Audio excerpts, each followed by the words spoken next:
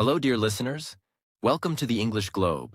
I hope you are all doing great today. And as always, we are here not only to improve your English listening skills, but also to explore important global topics in a clear and meaningful way. And today we begin with a situation that feels intense, complex, and slightly mysterious.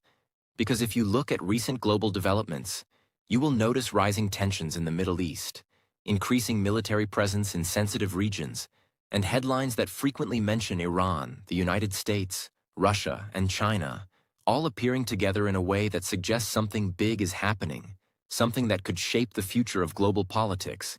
Yet despite all this tension and attention, what we are seeing is not a direct confrontation between these powerful nations, but rather a careful and controlled situation that raises a very important and thought-provoking question. Yes, Adam. And that is exactly what makes today's topic so fascinating and so important for anyone who wants to understand how the modern world really works. Because when we hear that powerful countries like Russia and China are supporting Iran in different ways, many people naturally assume that this support might lead to a direct conflict with the United States, especially considering the history of tensions and competition between these global powers. But instead of seeing open war or direct military confrontation, what we observe is something much more strategic, much more controlled, and much more calculated, which creates curiosity and confusion at the same time, and makes people around the world ask whether this situation represents a true alliance or simply a smart and careful strategy designed to avoid larger risks. And this brings us directly to the central question of today's episode. A question that may sound simple at first, but becomes deeper and more complex the more you think about it. Because if Russia and China are supporting Iran, if they are showing political, economic, and strategic alignment in certain situations, then why don't they go further and directly confront the United States? Why do they stop at a certain level of support? And what does this tell us about how global power actually works in today's interconnected world, where decisions are influenced not only by military strength, but also by economic relationships, global stability, and long-term strategic thinking that goes far beyond immediate reactions? I completely agree, Adam. And I think what makes this discussion even more interesting is the fact that we are not just talking about one region or one conflict, but about a much larger global picture where different powers are constantly interacting, competing, and sometimes cooperating at the same time. Because Iran, for example, is not just a country in the Middle East, but a significant regional force with influence that extends beyond its borders, while Russia and China are not just powerful nations, but global players with their own long-term goals, economic interests, and strategic visions, which means that their actions are rarely simple or emotional, but instead carefully planned and deeply connected to a broader understanding of global balance and stability. Absolutely, Julia. And before we go deeper into this discussion, we would like to invite all our dear listeners to support the English Globe by liking this video, subscribing to the channel, and sharing it with your friends who want to improve their English while also staying informed about important global issues. And please do not forget to tell us in the comments where you are listening from and what you think about today's topic, because your opinions and perspectives help us create more engaging and meaningful discussions, and make this platform a true global learning community where language and knowledge come together in a powerful way. And it is also important to understand, Adam, that today's episode is not about taking sides or making simple judgments, but about analyzing a complex situation in a balanced and educational way. Because when we talk about countries like Iran, Russia, China, and the United States, we are talking about nations with different histories, different priorities, and different strategies. And the relationships between them are shaped by many factors such as economics, security concerns, political interests, and global influence, which means that what we see on the surface, such as support or tension, is often just one part of a much deeper and more complicated story. Yes, Julia? And one of the most interesting aspects of this topic is how it challenges our traditional understanding of alliances and power. Because in the past, people often believed that if countries supported each other, they would stand together in all situations, including direct conflict. But today, the reality is very different, because modern global politics is not based only on clear alliances and direct confrontations, but on flexible relationships, strategic partnerships, and careful decision-making, where countries support each other in certain areas while still avoiding actions that could lead to larger and more dangerous consequences. That is a very important point, Adam. And it also shows us that in today's world, strength is not always about taking immediate action or showing force, but often about controlling situations, managing risks, and making decisions that protect long-term interests. Because a direct conflict between major powers like the United States, Russia, and China would not only affect those countries, but could have serious global consequences, including economic disruption, political instability, and widespread uncertainty. Which is why we often see these nations acting carefully, speaking strategically, and avoiding steps that could escalate tensions beyond control. Exactly, Julia. And as we move forward in this episode, we will explore several key ideas that will help you understand this topic clearly and deeply, including the role of Iran in regional and global politics, the reasons behind Russia and China's support, the meaning of strategic partnerships, and most importantly, the reasons why these powerful nations choose to avoid direct war with the United States. Because only by looking at all these factors together can we begin to see the full picture and understand how modern global strategy really works in a world where every decision carries significant consequences.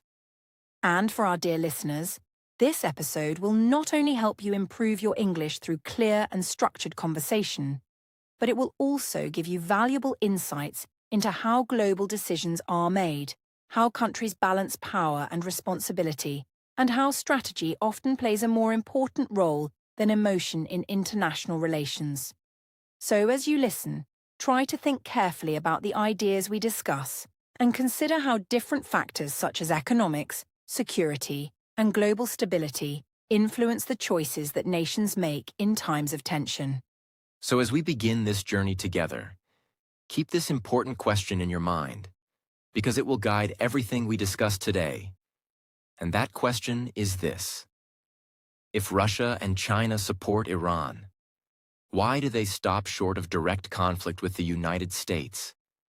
And what does this reveal about power, strategy, and the future of global politics in a world that is becoming more connected, more complex, and more unpredictable with each passing day? Yes, Adam, and by the end of this episode, we hope you will not only have a clearer understanding of this question, but also a deeper appreciation for the complexity of international relations, where actions are rarely simple, decisions are rarely easy, and true power is often shown not through confrontation, but through control, patience, and the ability to navigate a world that is always changing. When we try to understand today's global tensions and the complex relationships between powerful nations, it becomes absolutely essential to begin with a clear and detailed look at Iran itself, because Iran is not just another country in the Middle East, but a nation with a unique geographic position, a long history, and a strategic importance that makes it impossible to ignore, especially when we consider how close it is to some of the world's most critical energy routes, how it connects different regions, and how its location alone gives it influence that goes far beyond its borders, shaping decisions not only in nearby countries but also in major global powers that depend on stability in this region. Yes, Adam? And if we focus first on geography, we can immediately see why Iran plays such a significant role in global politics, because it is located in the heart of the Middle East, a region that is often described as one of the most important areas in the world due to its energy resources and strategic connections. And more importantly, Iran is positioned near key waterways like the Strait of Hormuz, which is one of the most critical oil transit routes on the planet, meaning that a large percentage of the world's oil supply passes through this narrow passage, and any tension or instability in this area can quickly affect global energy markets, fuel prices, and economic stability in countries thousands of kilometers away. Exactly, Julia. And this geographic advantage gives Iran a level of strategic importance that cannot be underestimated, because controlling or influencing access to such a vital route means having a certain level of power in global energy discussions. And even the possibility of disruption, whether real or perceived, is enough to capture the attention of major economies like China, European countries, and others that rely heavily on consistent energy supplies, which is why Iran's location alone makes it a key player in global calculations, even before we begin to consider its political position or regional activities. And when we move from geography to politics, the picture becomes even more interesting and more complex, because Iran has had a long history of tension with the United States, especially over issues related to security, regional influence, and international policies. And this tension has shaped not only Iran's foreign policy, but also how other countries interact with it, because some nations see Iran as a partner in balancing global power, while others view it as a challenge that needs to be managed carefully. And this difference in perspective is one of the reasons why Iran remains at the center of so many international discussions and strategic decisions. That is a very important point, Julia, because Iran's political position creates a situation where it is often in opposition to U.S. policies in the region, which naturally draws attention from other major powers like Russia and China, who may not always agree with the United States on global issues. And this shared difference in perspective can create opportunities for cooperation, not necessarily based on friendship or shared values, but on strategic interests that align in certain situations, which again shows us that global politics is rarely about simple alliances, but more about calculated relationships and mutual benefits. I agree, Adam. And beyond geography and political tension, we also need to consider Iran's regional influence, because Iran has developed strong connections and influence in several neighboring countries, which allows it to play an active role in regional dynamics. And this influence can affect political decisions, security situations, and even economic activities across the Middle East, making Iran not just a participant in regional affairs, but often a key factor that shapes outcomes. And this is another reason why global powers pay close attention to what happens in and around Iran. Absolutely, Julia, and when we combine all these factors together, including geography, political position, and regional influence, we begin to see a much clearer picture of why Iran is not just a country that reacts to global events, but a strategic player that actively shapes them, because its decisions can influence energy markets, regional stability, and international relationships. And this level of influence means that any situation involving Iran automatically becomes important on a global scale, attracting the attention of powerful nations that have their own interests to protect and their own strategies to follow. And this is exactly why major powers like Russia and China cannot simply ignore Iran, even if they have their own priorities and challenges, because Iran represents both an opportunity and a risk. An opportunity in terms of economic cooperation, energy partnerships, and strategic alignment, and a risk in terms of regional instability and global tension, which means that these countries must carefully balance their approach, supporting Iran in certain ways while also managing their broader relationships with other global actors, including the United States. Yes, Julia, and what makes this situation even more fascinating is how it highlights the interconnected nature of today's world. Because a decision made in one country can have effects that spread across continents, influencing markets, politics, and public opinion in ways that are not always immediately visible. And Iran's role in this system is a perfect example of how geography, politics, and strategy come together to create a position of importance that cannot be ignored, no matter how complex or challenging the situation may be.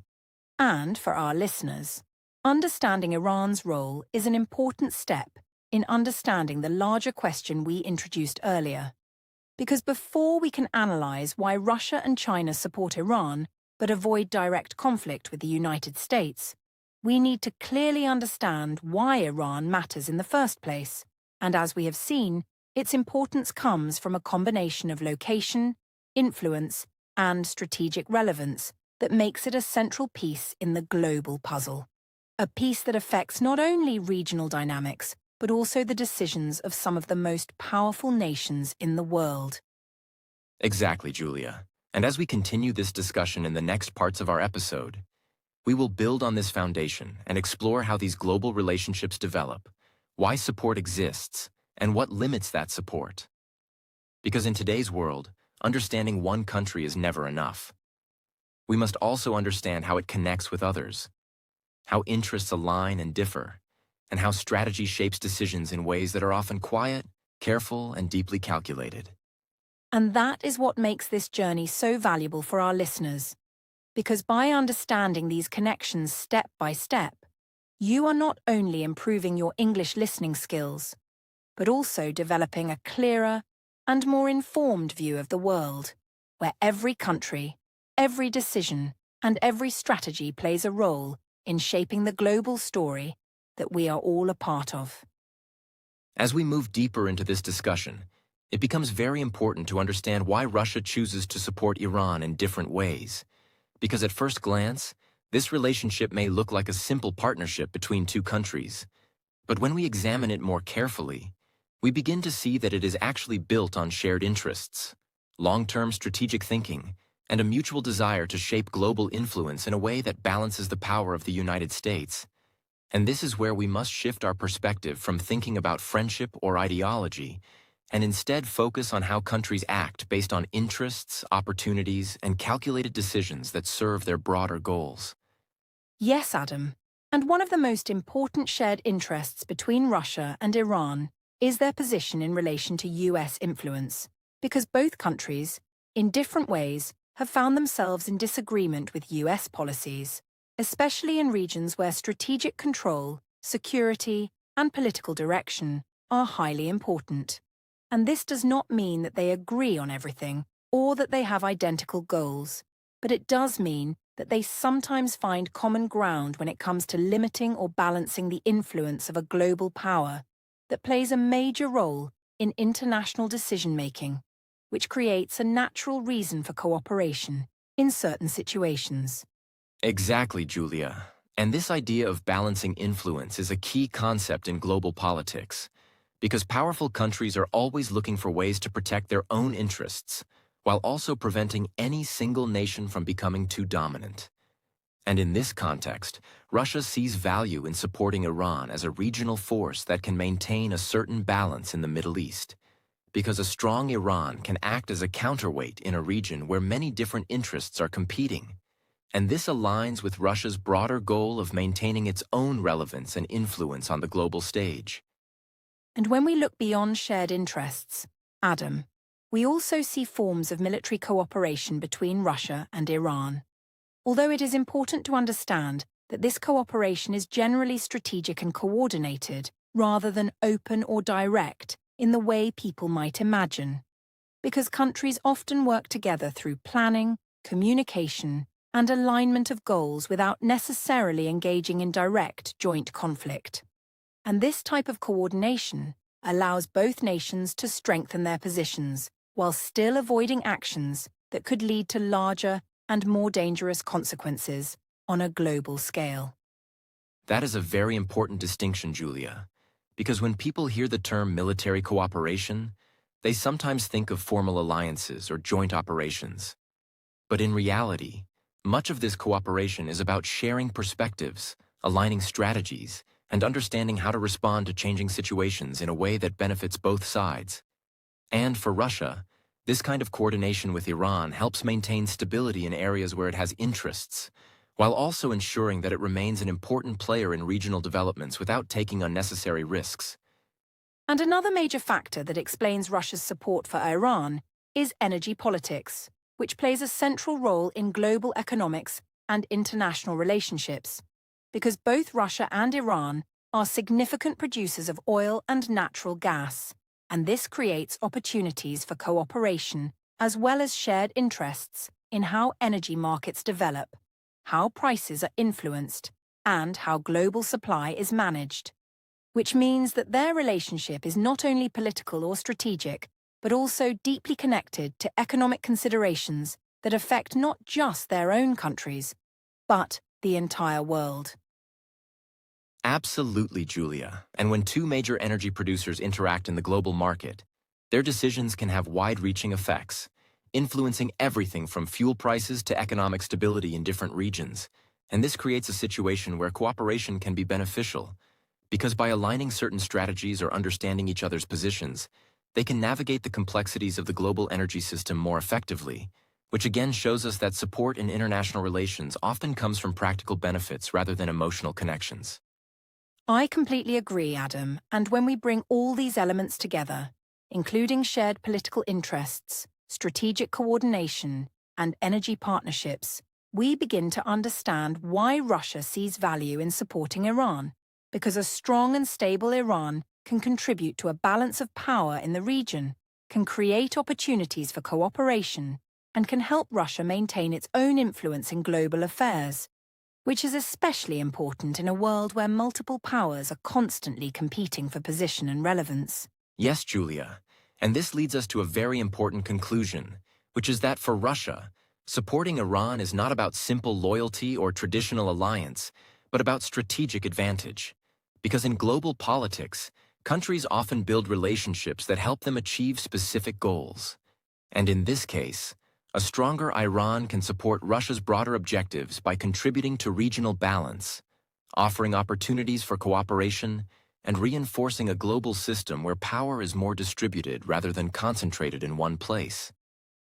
And this is exactly why it is important to understand that this relationship should not be described as a close friendship in the traditional sense, because while Russia and Iran may work together in certain areas, their cooperation is based on alignment of interests rather than deep trust or shared identity, which means that their actions are always guided by what benefits them in the moment and in the long term.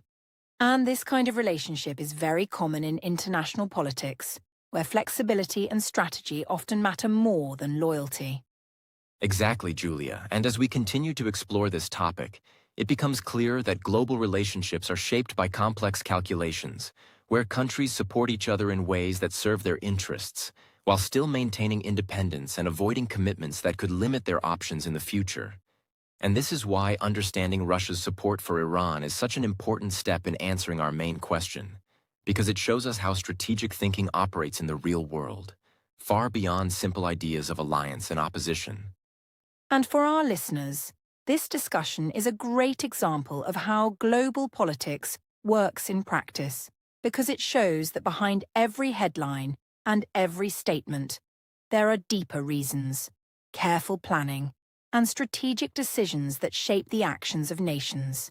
And by understanding these patterns, you are not only improving your English, but also developing a more informed and thoughtful perspective on the world, which is exactly what we aim to achieve here on the English Globe. As we continue to explore this global puzzle, it is now time to understand China's position, because when we look at China's relationship with Iran, we are not just looking at politics or simple cooperation, but at a much larger strategy that is deeply connected to economics, energy security, and long-term global influence.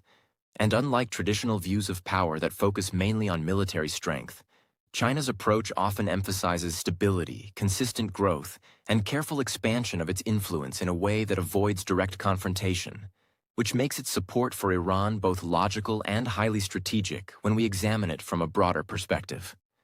Yes, Adam, and one of the most important factors that explains China's interest in Iran is its growing demand for energy, because China is one of the largest economies in the world, with industries, cities, and transportation systems that require enormous amounts of energy every single day. And since China does not produce enough oil to meet its own needs, it depends heavily on imports from other regions, especially the Middle East, which means that maintaining stable and reliable energy sources is not just important, but absolutely essential for its economic growth and long-term development. Exactly, Julia, and this is where Iran becomes particularly important, because as a country with significant oil and gas resources, Iran represents a valuable partner for China, offering opportunities for energy cooperation that can help meet China's growing demands. And even though global politics can sometimes create challenges in these relationships, China often takes a long-term view, focusing on maintaining access to resources and building partnerships that can support its economic stability over time, rather than reacting quickly to short-term political pressures. And beyond energy, Adam, we also need to look at trade relationships, because China has developed long-term agreements with Iran that go beyond simple buying and selling and instead focus on broader economic cooperation, including investment, infrastructure development, and strategic partnerships that can benefit both countries over many years, which shows us that China's support is not just about immediate needs, but about building a strong and lasting connection that fits into its larger vision of global economic expansion.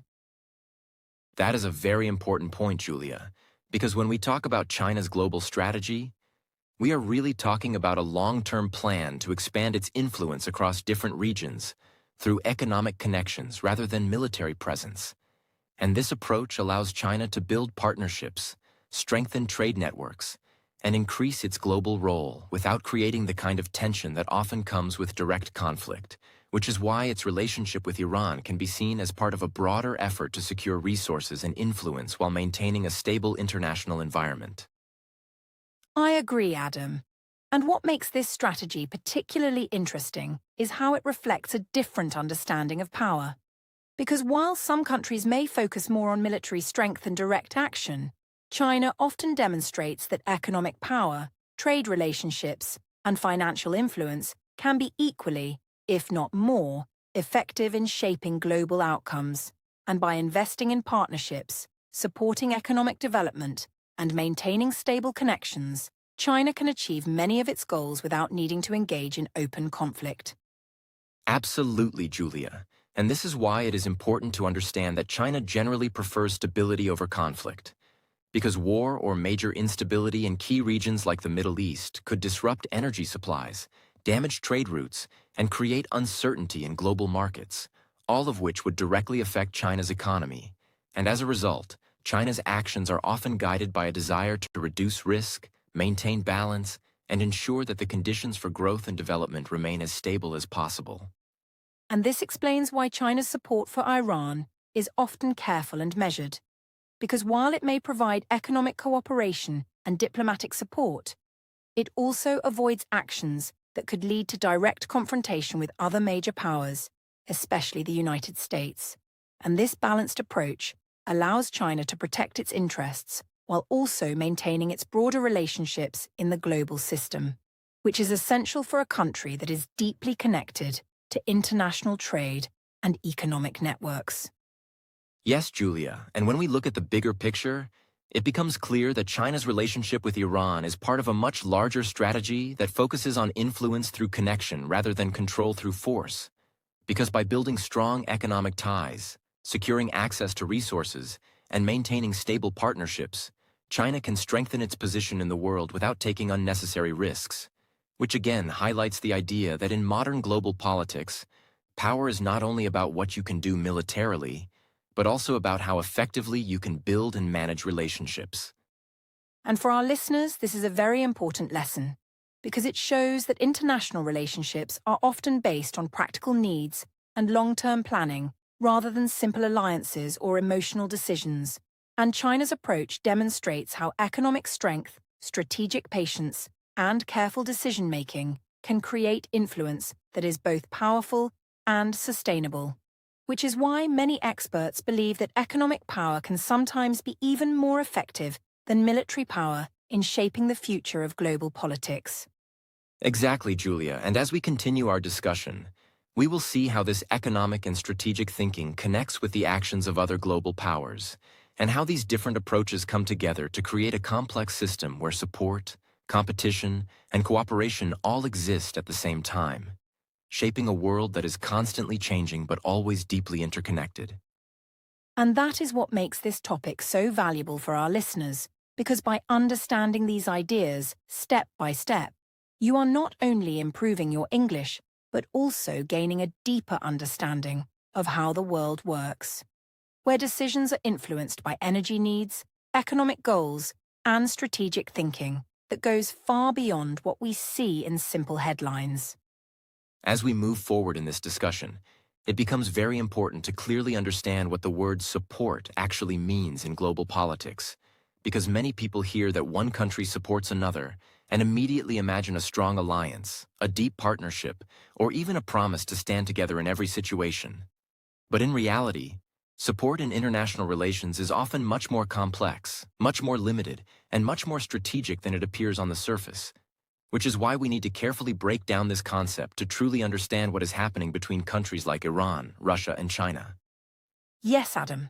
And one of the biggest misunderstandings that people have is assuming that support automatically means full commitment, when in fact, countries often provide different types of support depending on their own interests, priorities, and long-term strategies, which means that support can take many forms, including economic cooperation, diplomatic backing, and strategic coordination.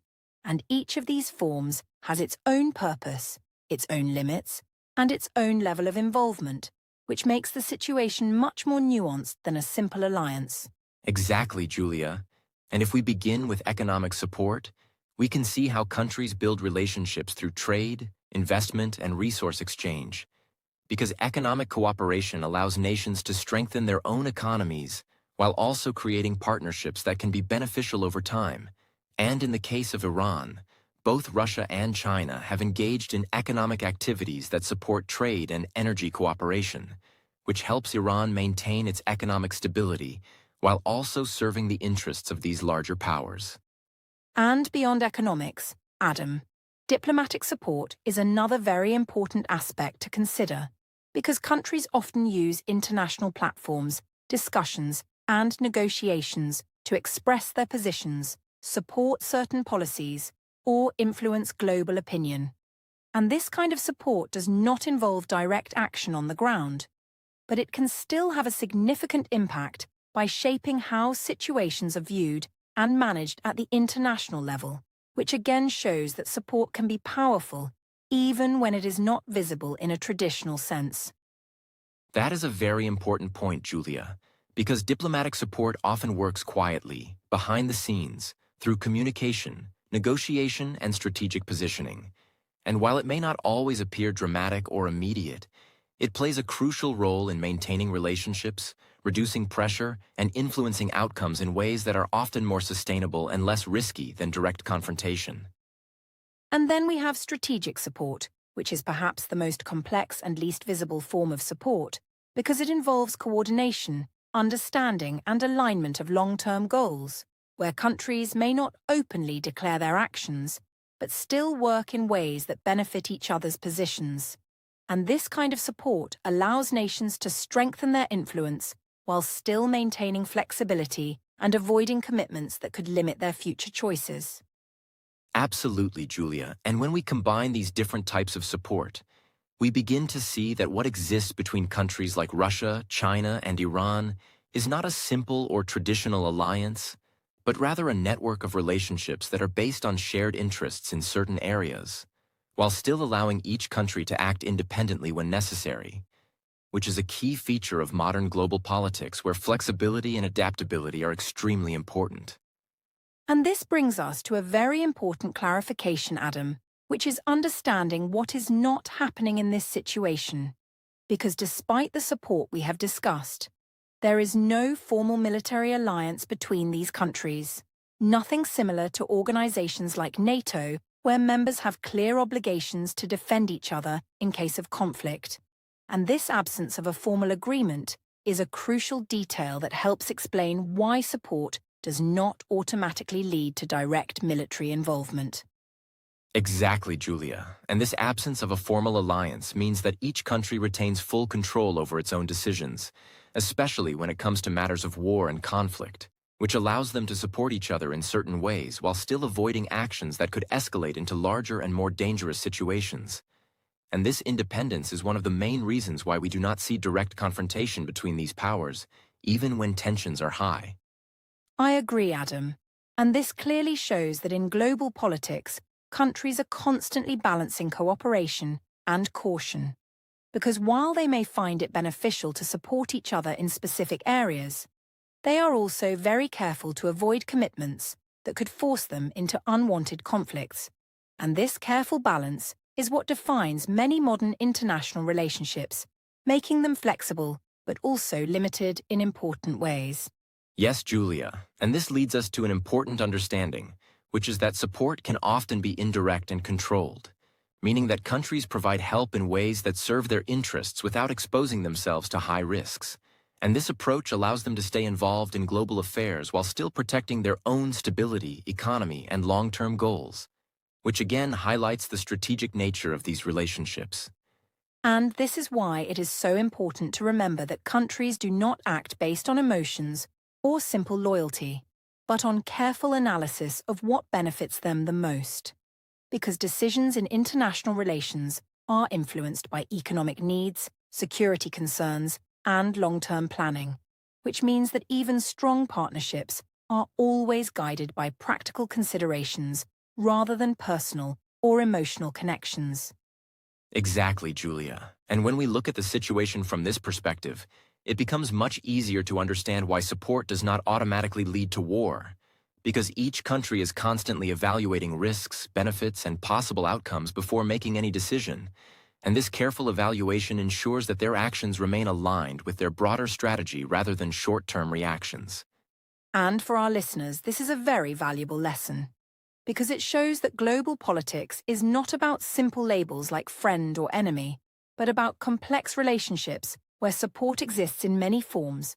Alliances are not always formal, and decisions are always shaped by interests, strategy, and the desire to maintain stability in a world that is constantly changing. As we now arrive at the central question of today's episode, it becomes necessary to move beyond assumptions and look directly at the reality of global power. Because when we ask why countries like Russia and China support Iran but avoid direct war with the United States, the answer is not simple, emotional, or immediate, but instead deeply connected to risk, consequence, and long-term survival. And the first and most important factor we must understand is that a direct war between major powers would not remain limited or controlled, but could quickly expand into a much larger and far more dangerous global conflict that would affect not only the countries involved, but the entire world in ways that are difficult to predict and even more difficult to control. Yes, Adam. And when we talk about escalation, we are referring to a situation where a conflict grows step by step, moving from a limited disagreement or regional tension into a wider confrontation that involves more countries, more resources, and more serious consequences. And in today's interconnected world, where alliances, partnerships, and global interests are deeply linked, even a small direct conflict between major powers has the potential to expand rapidly, drawing in other nations and turning a regional issue into a global crisis, which is exactly the kind of outcome that most countries are trying very hard to avoid. Exactly, Julia. And this is why decision-makers in powerful countries often think very carefully before taking any action that could lead to direct confrontation. Because once a conflict begins between major powers, it becomes extremely difficult to control its direction and its scale.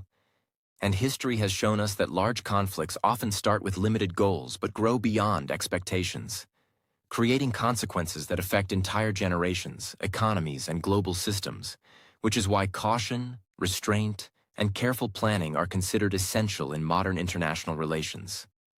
And beyond the risk of escalation, Adam, we must also consider the economic consequences of a direct war between major powers. Because today's global economy is highly interconnected, with countries depending on each other for trade, energy, technology, and financial stability, and a large-scale conflict would disrupt supply chains, damage markets, reduce investments, and create uncertainty that could lead to economic decline not only in the countries directly involved, but across the entire world, affecting millions of people in their daily lives. That is a very important point, Julia, because unlike in the past, where economies were more separate, today's world is built on connection and interdependence, which means that any major disruption can spread quickly and widely. And for countries like China, which rely heavily on global trade, or Russia, which depends on energy markets, maintaining economic stability is a top priority. And a direct war with the United States would create risks that could seriously damage their economic systems and long-term development plans. I completely agree, Adam, and this is why economic considerations often play a key role in preventing conflict.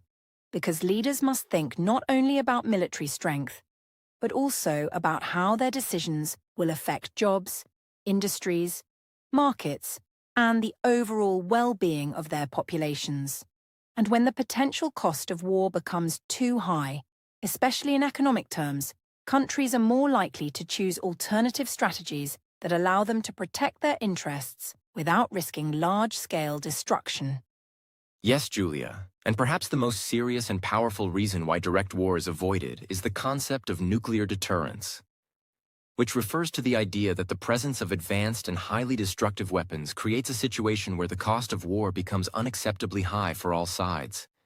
Because in a conflict between major powers, the use of such weapons would not only cause immediate devastation, but could also lead to long-term environmental, social, and political consequences that would affect the entire planet.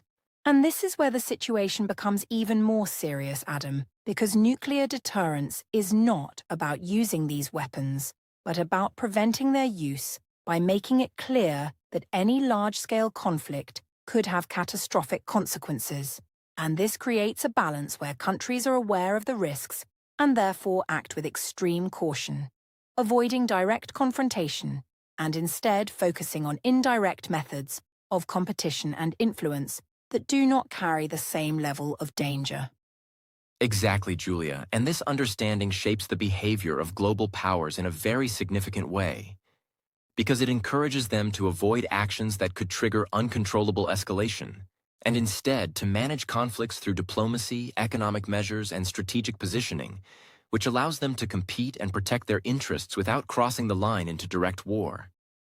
And this is why, Adam, when we observe the relationship between countries like Russia, China, Iran, and the United States, we often see tension without direct confrontation, support without full commitment, and competition without open war. Because each country is aware of the risks involved and is carefully navigating a complex environment where every decision must be balanced against potential consequences. Yes, Julia, and this brings us to a very important conclusion, which is that no country truly wants a world war, because the cost would be too high, the risks too great, and the outcomes too uncertain.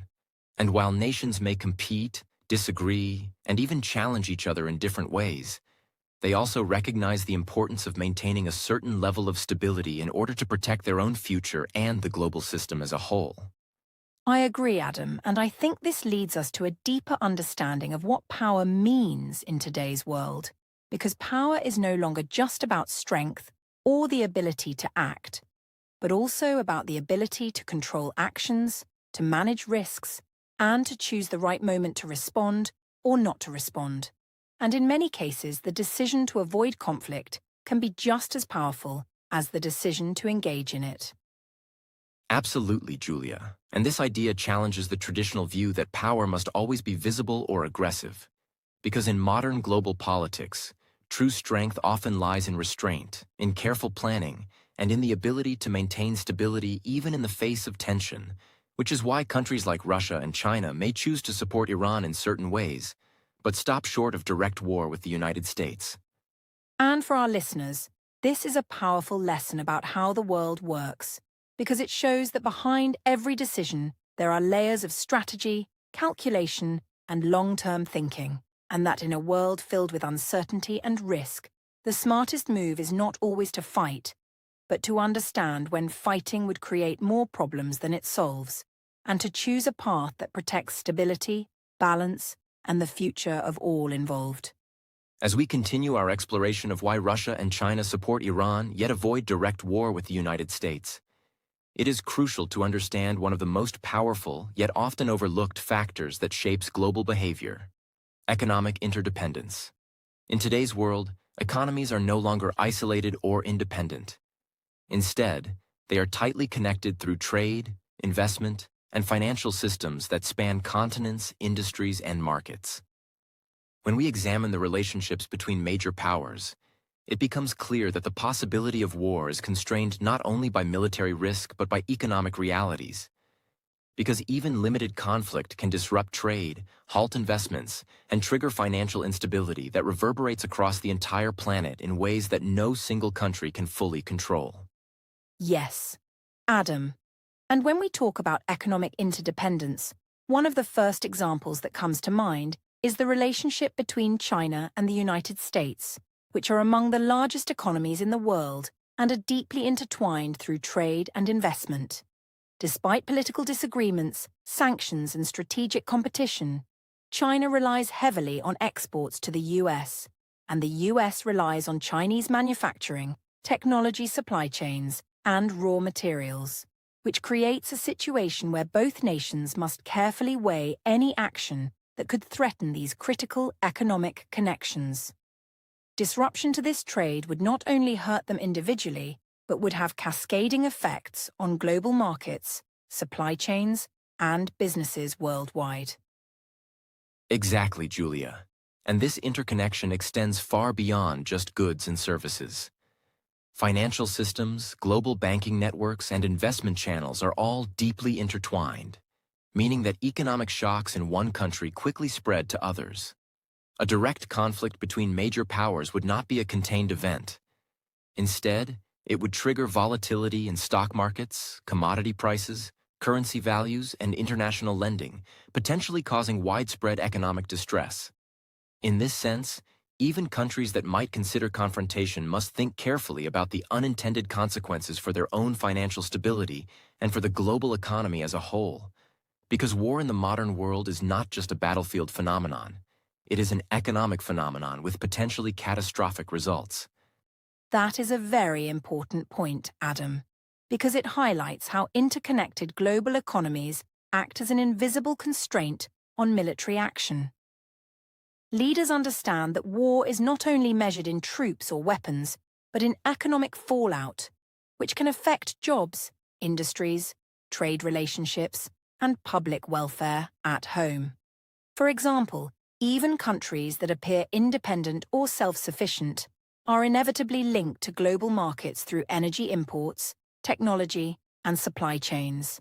And any major disruption would have immediate consequences that could harm their population and reduce political stability, which makes the idea of direct confrontation far less appealing. Absolutely, Julia, and this is where the concept of mutual economic dependence comes into play. Countries like the United States, China, and even Russia are connected through complex trade networks, financial instruments, and investment portfolios. While they may compete strategically in some arenas, their economies are interwoven in ways that create incentives for restraint. For instance, Russia relies on energy exports to global markets, China relies on manufacturing and trade, and the US depends on access to foreign goods, technology, and markets, meaning that any large-scale conflict would damage the economic interests of all involved parties. Yes, Adam. And this interdependence is particularly visible in sectors like energy and finance. Energy exports, oil pipelines, natural gas shipments, and shipping routes are all vital for economic stability, and disruption of these flows would not only impact national economies, but also destabilize markets globally. Similarly, financial systems are connected through stock exchanges, bonds, and international lending, meaning that even small conflicts can create panic in markets, reduce liquidity, and create uncertainty that slows global growth, which again demonstrates why countries are extremely cautious about engaging in direct warfare. Exactly, Julia, and another dimension of economic interdependence is the role of multinational corporations and global supply chains. These networks connect countries in ways that make unilateral decisions risky, because the impact of war is no longer confined to national borders. Companies that operate internationally, investors who have assets in multiple countries, and trade agreements that link economies all create a web of mutual dependence. A military conflict could disrupt these networks, causing long-term economic harm that would outweigh any perceived strategic benefit, which is a key reason why direct confrontation is avoided. And this mutual dependence also means that even rivals have incentives to cooperate when it comes to stability. While Russia, China, and the US may compete politically, economically, they benefit from a predictable, stable system that allows trade, investment, and growth to continue. The possibility of global economic collapse, disruption of supply chains, or financial crises is enough to make leaders pause before considering direct military action, because the cost of instability often outweighs any potential gain from conflict, which illustrates how intertwined economics and strategy have become in modern geopolitics. Exactly, Julia. And we also see that economic interdependence affects decision-making indirectly by shaping perceptions of risk and consequence. Leaders do not operate in isolation. They rely on advisors, economists, and analysts who calculate potential losses from various actions.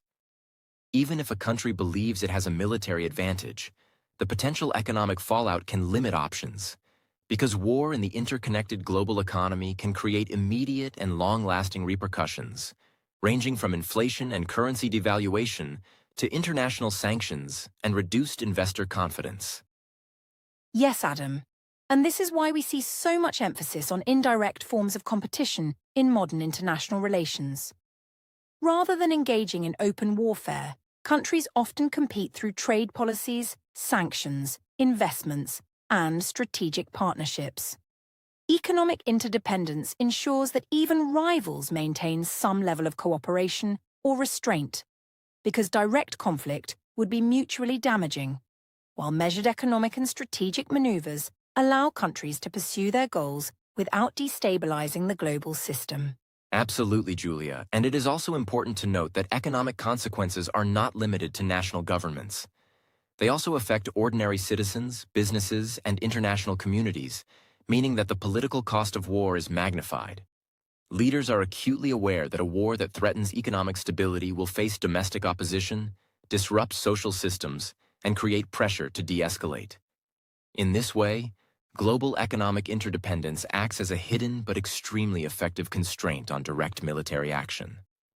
And this creates a paradox that is very interesting, Adam. Even though countries like Russia and China may have the capacity and strategic interest to challenge the US militarily, they are restrained not by lack of power, but by the mutual consequences of economic disruption. In other words, their strength allows them to act, but their interdependence ensures that restraint is often the wiser choice, because war would undermine the very systems that give them influence, stability, and long-term power. Exactly, Julia. And this dynamic also explains why global diplomacy and economic negotiations are so important. Countries invest heavily in building trade agreements, energy partnerships, and financial cooperation because these relationships reduce the likelihood of conflict. When nations are economically intertwined, each has a vested interest in maintaining the stability of the system, which makes cooperation, even among rivals, both practical and necessary. Yes, Adam. And for our listeners, the lesson is clear. The global economy is not just about money, trade, or markets. It is a key factor in preventing large-scale conflicts.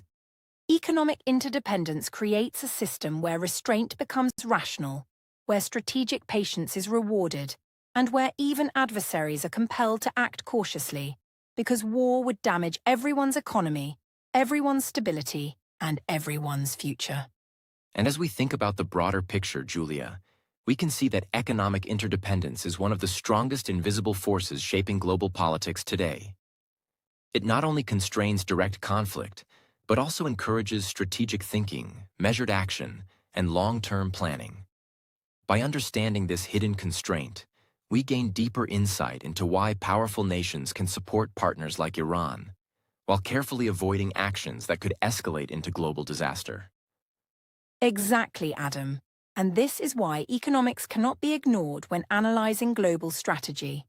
Power today is not only measured in military capability or political influence, but in the ability to navigate an interconnected world where the consequences of conflict are felt far and wide, where rivals rely on each other as much as they compete, and where the stability of the global economy acts as a guiding force in decisions that might otherwise seem unpredictable or aggressive. In short, Julia, economic interdependence is the hidden constraint that makes modern global politics both complex and delicate, ensuring that while countries compete and strategize, the risk of total war remains minimized because the costs are simply too high, And understanding this is key to understanding why Russia and China support Iran in some ways, but avoid direct confrontation with the United States. And that, Adam, is exactly why our listeners should appreciate the subtlety of these relationships. Beyond headlines, beyond public statements, and beyond military capabilities, it is the invisible threads of trade, finance, and mutual dependence that shape decisions and maintain a precarious balance in the world, highlighting that sometimes restraint is the most powerful strategy of all. As we move into this next stage of our discussion, it becomes essential to understand how global powers make decisions in ways that are deliberate, calculated, and far removed from emotional reactions. Because in today's complex world, countries cannot afford to respond impulsively, even when faced with threats or provocations. And the difference between strategic thinking and emotional reaction is what often determines whether a nation strengthens its position or falls into unnecessary conflict. Long-term planning is at the heart of global strategy, because leaders must anticipate future scenarios, weigh risks against rewards, and consider consequences that could unfold over months, years, or even decades. And this approach helps them maintain influence without provoking chaos. Yes, Adam. And one of the most fascinating aspects of this approach is the ability to avoid unnecessary risks, because in the modern international system, a single mistake can escalate quickly, affect multiple regions, and create consequences that are impossible to fully control. Countries like Russia and China carefully analyze potential outcomes before taking any action, considering not just military strength, but economic impact, diplomatic fallout, and the reactions of other influential nations, which ensures that their decisions are measured, intentional, and designed to maximize long-term benefits rather than immediate gratification. Exactly, Julia. And this is why indirect competition has become a central tool in modern geopolitics. Because countries often pursue their goals through influence, economic strategies, and diplomacy rather than direct confrontation. Influence can take many forms, from cultural and technological outreach to soft power initiatives, while economic strategies include trade agreements, energy partnerships, and investment projects that enhance a nation's position globally. Diplomacy allows countries to shape alliances, negotiate outcomes, and exert pressure without resorting to war, which means that power is exercised subtly and effectively, rather than through brute force alone.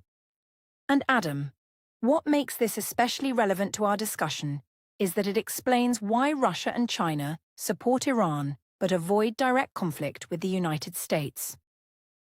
Their approach demonstrates the essence of strategic thinking, using influence where it matters, maintaining relationships that provide leverage, and carefully choosing when to act and when to remain silent. This patience is not weakness. It is a calculated strategy that recognizes the interconnectedness of modern global systems, where impulsive decisions can backfire spectacularly. Absolutely, Julia. And one of the key lessons here is that smart power is controlled power, meaning that strength is demonstrated not by immediate action or emotional response, but by careful, precise measures that advance objectives without creating unnecessary risk. This type of power allows nations to maintain flexibility, preserve options, and strengthen their global position over time. And it contrasts sharply with traditional notions of power that focus solely on military might or visible dominance, reminding us that influence is often most effective when exercised quietly and thoughtfully. Yes, Adam. And this is why silence and patience can be incredibly powerful strategies in international relations, because not every situation demands a response, and sometimes choosing not to act can convey more strength than immediate confrontation. By remaining patient, countries observe developments, gather intelligence, and prepare for long-term outcomes, which allows them to make decisions that are informed, rational, and strategically advantageous, rather than being driven by emotion or immediate pressures. Exactly, Julia. And when we consider long-term planning versus short-term reactions, it becomes clear that global powers often measure success not by immediate victories, but by sustained influence, stability, and the ability to shape the international environment over years. Quick reactions may satisfy public expectations in the moment, but they often carry hidden costs, create unintended consequences, and limit future options, whereas careful strategic decision-making enhances resilience and ensures that nations can navigate complex challenges effectively. And Adam, another important element of strategic thinking is understanding the difference between action and perception, because countries must constantly consider how their moves are interpreted by others. Sometimes restraint, silence, or indirect influence is a deliberate signal of strength, demonstrating that a nation is confident, in control, and capable of acting when it matters most, without being provoked into hasty or unnecessary conflicts. This ability to manage perception is a critical aspect of modern diplomacy and global strategy. Absolutely, Julia, and this is particularly relevant in the context of Iran, Russia, and China, because their strategies involve carefully balancing support with restraint. They provide economic and strategic backing to Iran while avoiding actions that could provoke the U.S., thereby maintaining influence in the Middle East, safeguarding their own interests, and exercising power in a controlled, intelligent manner that minimizes risk while maximizing long-term gain. Yes, Adam. And this illustrates that power in the modern era is as much about patience and timing as it is about capability. Countries that act impulsively may achieve short-term results, but risk long-term setbacks, whereas those that plan carefully, anticipate challenges, and execute strategies methodically are more likely to achieve sustainable outcomes. This is why we see support without direct confrontation, a deliberate choice to prioritize long-term advantage over immediate action. Exactly, Julia. And this strategic mindset also helps countries navigate the complexities of multi-layered international systems, where alliances, rivalries, and global economic networks are deeply intertwined. By thinking strategically, nations can manage risk, exploit opportunities, and maintain influence even in areas where direct intervention might be costly or dangerous, which demonstrates the sophistication of modern geopolitical decision-making. And Adam, it is important for our listeners to realize that these lessons are not only relevant to global politics, but can also be applied in understanding business, negotiations, and personal decision-making, because the principles of strategic patience, careful assessment of risks, and long-term planning are universally applicable. Observing how global powers think gives us insight into a mindset where restraint is valued as much as action, and patience is recognized as a tool of power. Yes, Julia, and as we reflect on this, it becomes clear that the reason countries like Russia and China avoid direct war with the U.S., even while supporting Iran, is rooted in this strategic approach. They understand that reckless action could destroy opportunities, provoke escalation, and damage their own interests. And by acting thoughtfully, using indirect influence, and exercising control, they can achieve their objectives without creating unnecessary risks. Exactly, Adam. And for our listeners, the key takeaway is that true power in the modern world is not just about what you can do militarily, but about how wisely you choose your actions, when you speak, when you act, and when you remain silent. By studying these strategic behaviors, we gain a clearer understanding of global politics and can appreciate the sophisticated, calculated thinking that drives international decisions, where patience, planning, and controlled influence often outweigh immediate emotional reactions.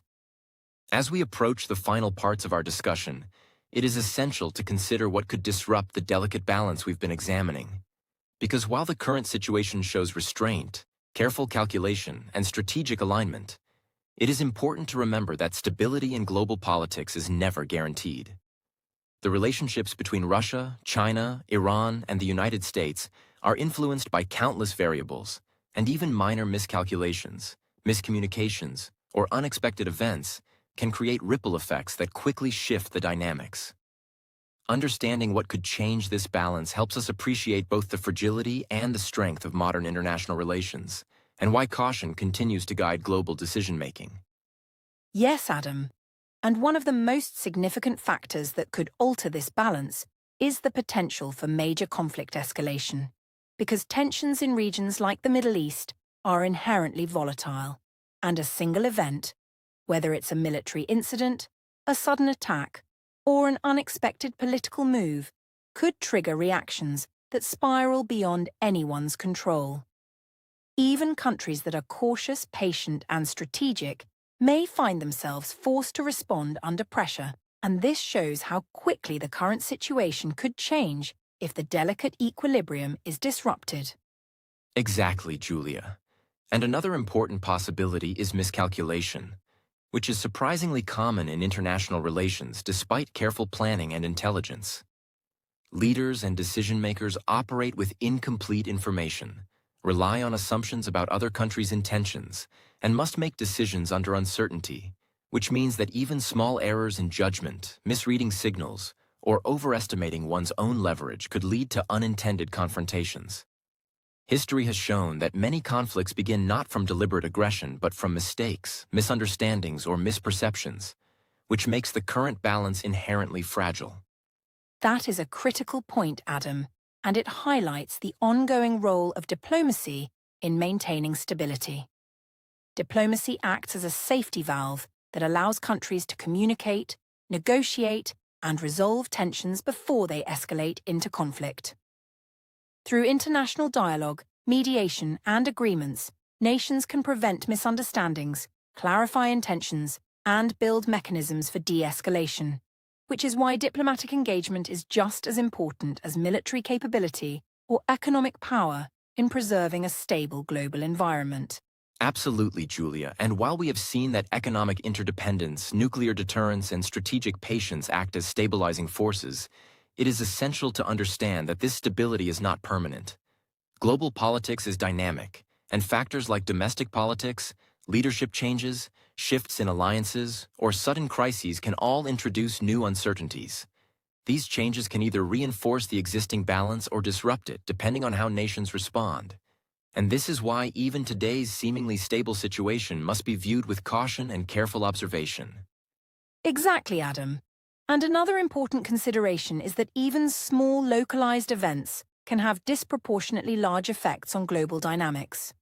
For example, an unexpected attack in a key region, a disruption of trade routes, or sudden sanctions could create pressure points that escalate tensions far beyond what anyone anticipated. These butterfly effect events remind us that global stability is delicate and requires constant management, awareness, and careful decision-making from all involved actors. Yes, Julia. And this is why we emphasize that the current situation between Russia, China, Iran, and the United States is stable, but fragile. It is a balance maintained through careful calculation, indirect influence, and strategic patience, but it is a balance that requires continuous effort, observation, and diplomacy to preserve. Any major misstep or sudden escalation could tip the scales, potentially leading to consequences that affect not only the countries directly involved, but the entire global system.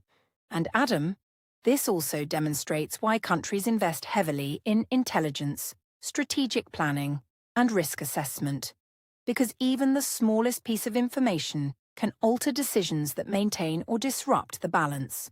Leaders must anticipate possible scenarios, prepare for contingencies, and constantly assess the intentions and capabilities of other actors to ensure that restraint is maintained and unintended escalation is avoided.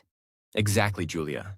And when we examine this carefully, we see that global politics operates like a complex system where every action, decision, and signal matters. Stability is never passive.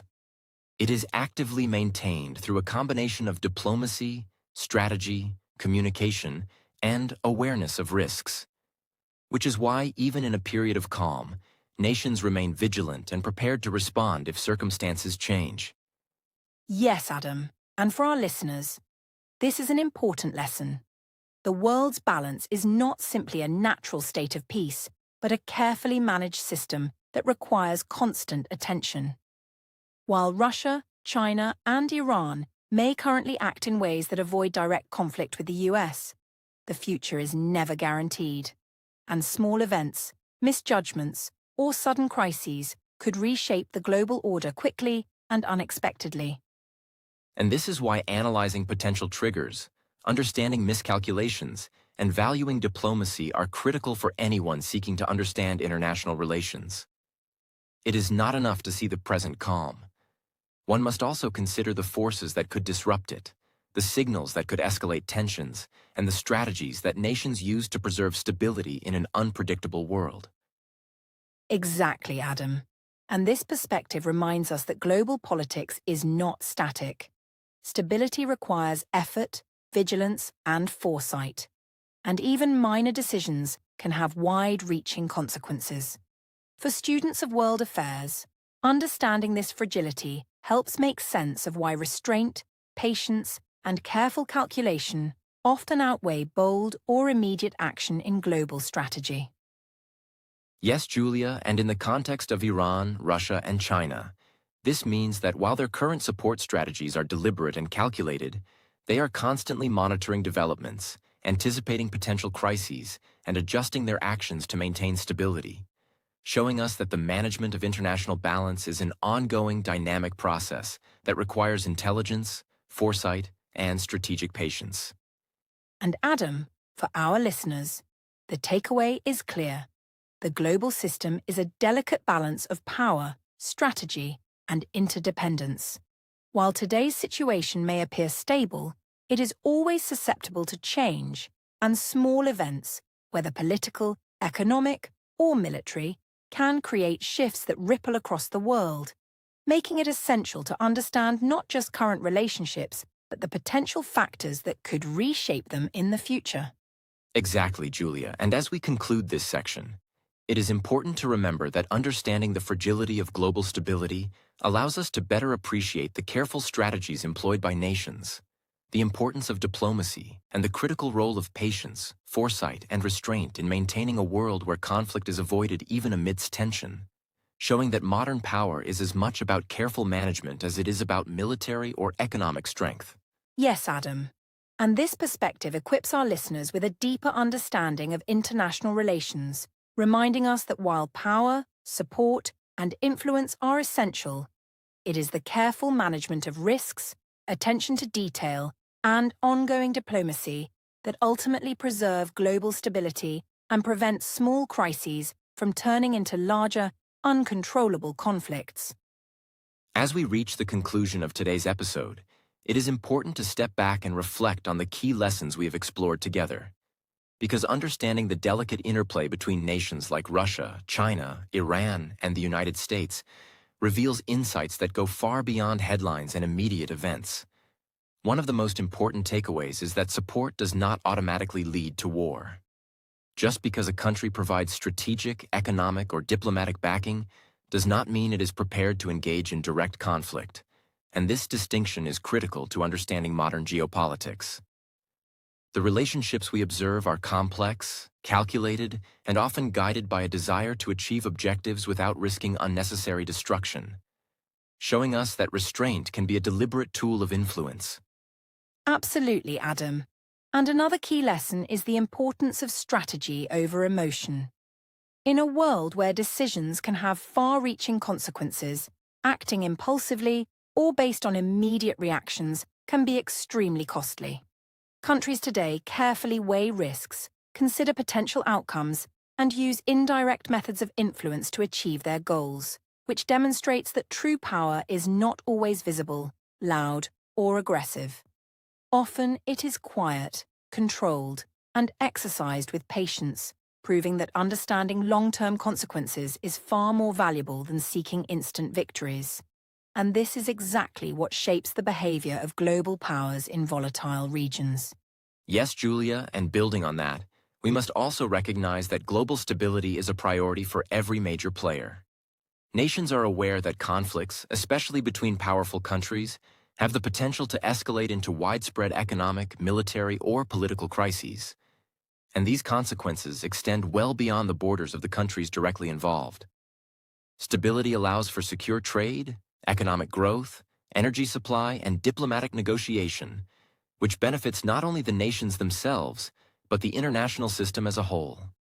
In other words, restraint, Careful planning and strategic patience are essential not only to protect national interests but to maintain a functioning and interconnected world. Exactly, Adam. And this leads us to a deeper understanding of what true power means in today's global environment. Power is often quiet and controlled, exercised through influence, diplomacy, and economic engagement rather than open confrontation. Nations like Russia and China support Iran in strategic ways that advance their interests without provoking direct war. And this demonstrates that strength is measured not just by capability, but by the wisdom to act, or not act, at the right moment. True power is often invisible, subtle, and long-lasting, shaping outcomes while avoiding unnecessary risk. Yes, Julia. And for our listeners, the broader takeaway is that understanding global politics equips us with the ability to think critically, to see beyond surface-level headlines, and to analyze why nations make the choices they do. Observing the careful balance of power, strategy, and restraint allows us to appreciate that international relations are not simply about conflict or competition, but about management, negotiation, and the deliberate pursuit of long-term objectives. And this perspective is invaluable for anyone who wants to understand how the modern world functions. Absolutely, Adam.